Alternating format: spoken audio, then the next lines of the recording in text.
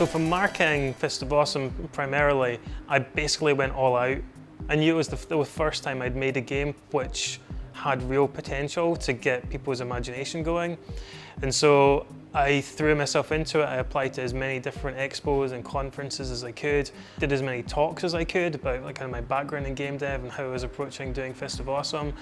And I made myself as visible and approachable as possible to press and journalists. And I really wanted to make sure that I did everything I possibly could. I didn't have a budget for doing it, but I had a lot of time. So my fears for showing my game to other people, when it's in an early stage of development, it's not based around people stealing my ideas or anything like that, because I think ideas are they're not the important thing. Execution is always the most important thing. My fear when I show people my games is me seeing them not like it and not understanding why they don't like it.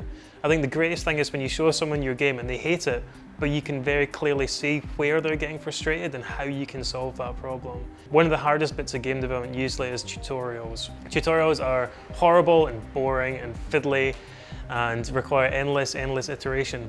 But when you show them off in public, that's when you get the useful feedback for how to correct them and how to fix the mistakes. And doing things like shows where you're there for 3 days, showing your game again and again to people is brilliant for getting the early stages of your game just honed to perfection, because you can continually test people with new builds and see how different people react and see where they go wrong and see how you can tweak it to make it more accessible. One thing I've realized developing games is that the more you play your own game, the less objective you can be about not even just how good or bad it is, but how easy or hard it is.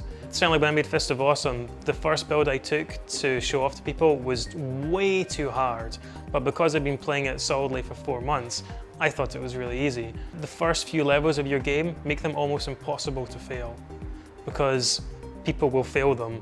If there's a tiny bit of challenge or a tiny bit where it can go wrong, let people not hold their hands, but let them experience the game in a very safe manner before you start ratcheting up the difficulty levels. That's the approach I take anyway.